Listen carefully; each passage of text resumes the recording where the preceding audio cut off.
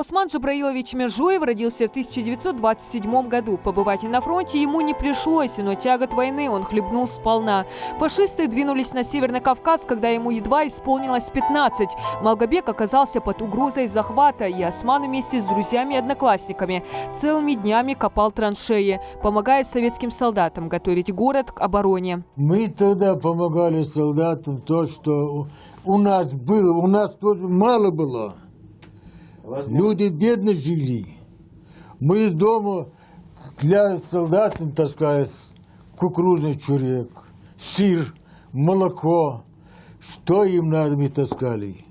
Мы даже из дома украдали, таскали солдатам.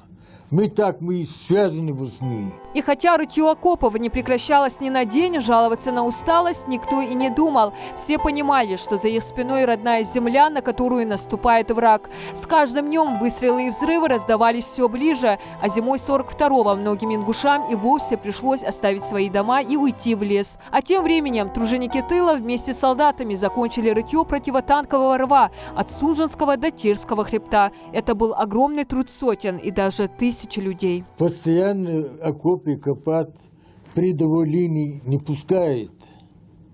Передовой линии закрыты, а там тихоря. И ночью ничего не видно, тогда подходит, помогаем только. А чтоб передовой линии ходить там не разрешает. Был брошен клич на защиту, на рытье окопов в Малгобекском направлении. В рытье окопа участвовало свыше 10 тысяч человек.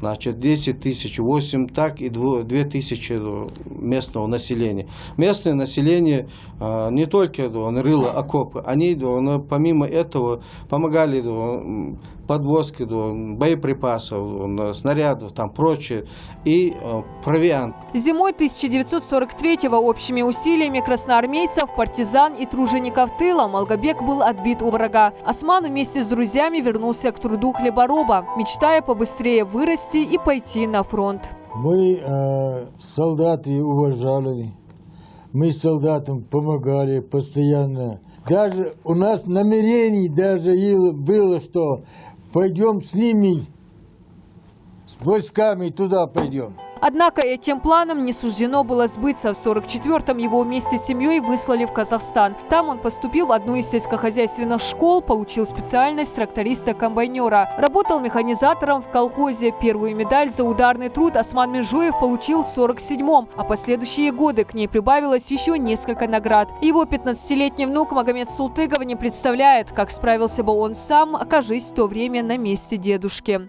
Я горжусь, что могу сказать что-нибудь о своем дедушке, о войне. Мой дедушка воевал, что помогал солдатам работу ради страны. Осман Межуев – еще один из числа тех, кто заменил на производстве ушедших на фронт отцов и братьев. Его участием в Великой битве сегодня гордятся потомки. А для сагапшинцев, да и всех жителей республики, он настоящий герой из числа тех, кто ковал победу. Ведь самоотверженный труд этих крепких людей подчас за гранью возможного помог Родине выстоять и победить. Диана Дударова, Хади Добриева. Новости 24.